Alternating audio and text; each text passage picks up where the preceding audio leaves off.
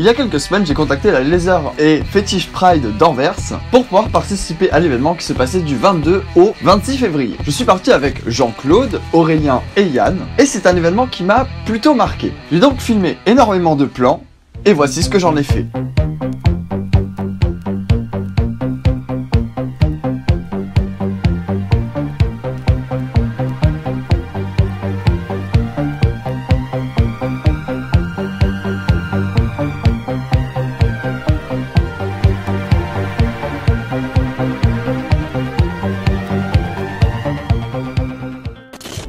Je suis parti le vendredi après-midi. Après une petite bière avec mon lézard d'amour et 2 heures de train, nous voilà arrivés à la gare d'Anvers. Oui, je dis Anvers et pas Anvers parce qu'on dit pas on va vers là-bas, on dit on va vers là-bas. Donc pour moi, Anvers, c'est Anvers et pas Anvers. De toutes les gares que j'ai vues dans ma vie, je peux vous assurer que celle-ci est l'une des plus belles que j'ai jamais vues de toute ma vie. C'est assez particulier en plus parce que cette gare en fait est sur plusieurs étages. Donc en fait tu peux prendre ton train du -1 ou du -2 ou du -3, donc pour trouver ton quai, bon courage. Une fois arrivé et m'être changé en moins de 5 minutes, je me suis fait embarquer dans un apéro cuir qui était au Santos Café. C'est un petit bar sympa non loin du port d'Anvers. J'ai pas voulu fumer à l'intérieur parce qu'il y avait beaucoup de monde. Après quelques bières à 2 €, et oh putain que ça fait du bien de payer des bières pas chères, je suis parti rejoindre Aurélien, mon Mister Leather France d'amour au Darklands, et c'est là que le voyage m'a pas mal marqué. Mon ressenti était entre waouh et what the fuck. En gros, c'est une sorte de grand entrepôt dans le port d'Anvers qui a été aménagé pour l'occasion. Et en gros, il y a une partie qui est dédiée aux stands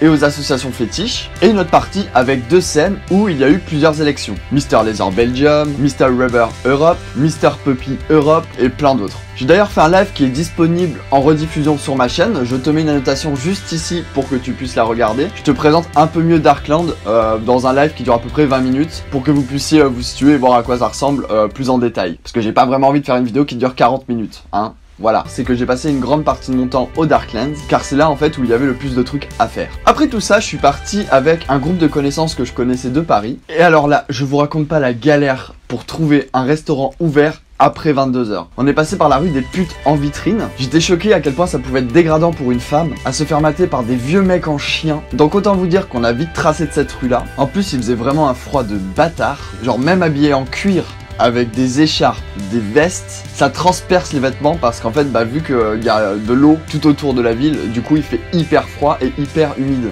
Donc en fait, peu importe les nombres de couches que tu vas mettre, ça transperce les vêtements en fait. Donc si vous y allez à cette période, préparez-vous psychologiquement à vous peler les couilles. Et par miracle, à force de chercher des restaurants qui étaient fermés, nous en avons finalement trouvé un qui servait encore. C'était un restaurant de viande, j'ai pas pu goûter ce qu'il y avait sur la carte parce que à cette heure-ci, il faisait que des ribs à volonté. Et j'ai toujours un problème avec les trucs à volonté, c'est parce que pour moi, si t'as de la viande à volonté, c'est qu'elle doit pas être super bonne. Par chance, personne n'est tombé malade, donc vous pouvez y aller sans problème. En plus, c'était pas dégueu. Ouais, c'était bon. Après avoir bien bouffé et bien bu, dans le truc, on a demandé une bouteille de vin. C'était un truc mais de 2 litres. C'était énorme. Du coup, on était bien pompette après.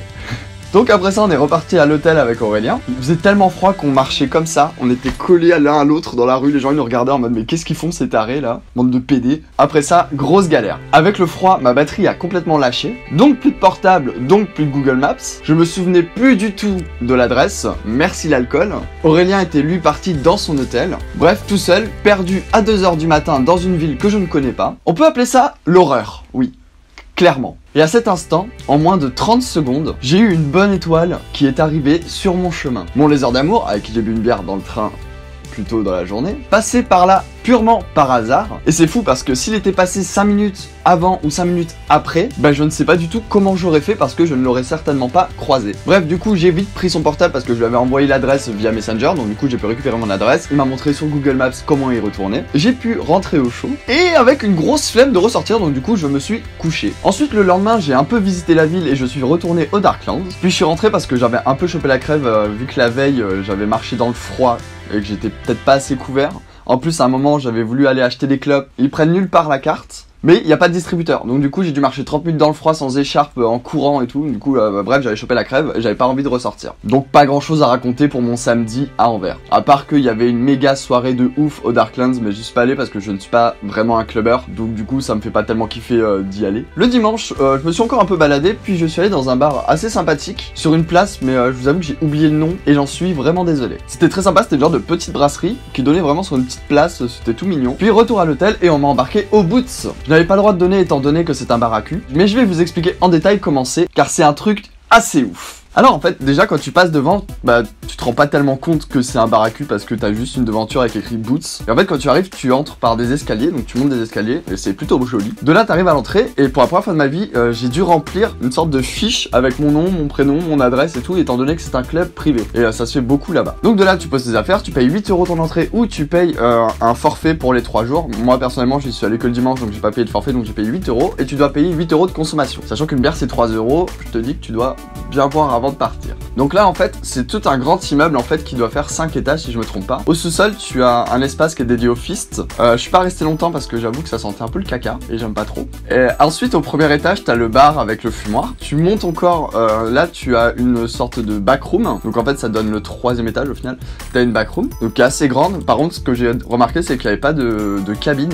Donc du coup c'était assez chiant parce que bah si admettons t'as envie de niquer, que t'as pas envie que les gens te voient, bah t'as un peu pas le choix, donc c'est un peu dommage. Ensuite, encore au-dessus, tu as un grand bar avec une moto que j'ai trouvé trop stylé. Donc il y a une moto en fait, bref. Et en fait, c'est le niveau du bar où tu peux boire et en même temps tu peux fumer ton cigare ou ta clope sans être dans un fumoir. Donc ça c'est plutôt cool, c'est plutôt là que j'ai squatté parce que ça me fait chier tout le temps de prendre ma bière, aller fumer ma clope, revenir, nanana. Putain, il neige dehors, c'est trop cool. Et en fait, au dernier étage, t'es fermé, mais apparemment c'est une sorte de grenier qui est aménagé pour faire du cul, j'imagine, mais je ne sais pas à quoi ça ressemble étant donné que c'était fermé. Voilà, le bout c'est ça, c'est plutôt cool, il y a une bonne ambiance, il y avait beaucoup de beaux mecs, beaucoup de cuir, beaucoup de fétichistes, donc c'était vraiment sympa. Voilà, c'est à peu près tout pour mon voyage. Le lendemain, je suis reparti avec une bonne gueule de bois, donc les 2 heures de train, je peux t'assurer que j'ai bien dormi. Mon verdict sur le week-end à Anvers, c'est une ville qui est très sympa. Le milieu fétiche est intéressant, mais je vous conseille quand même d'avoir déjà participé à quelques événements fétiches auparavant, avant d'aller là, parce que c'est quand même, pour ma part, moi qui ai l'habitude de faire des fétiches week et tout, j'étais assez choqué parce que j'ai trouvé ça légèrement too much à mes yeux. En soi, l'événement était très bien, mais pour moi, qui apparemment doit pas avoir assez l'habitude, j'avais trouvé que c'était un peu trash par moment. Et je sais que si des personnes ne sont jamais allées là dans un événement fétiche auparavant, vous allez être assez choqués. Vous allez voir des choses que vous n'avez pas l'habitude de voir, donc préparez-vous un peu psychologiquement. Pour ceux qui sont déjà allés à Anvers, dites-moi dans les commentaires si vous avez aimé, ce que vous avez visité, quel bar vous avez aimé. Et moi je vous dis à bientôt pour une prochaine vidéo. À bientôt, bisous mes loups.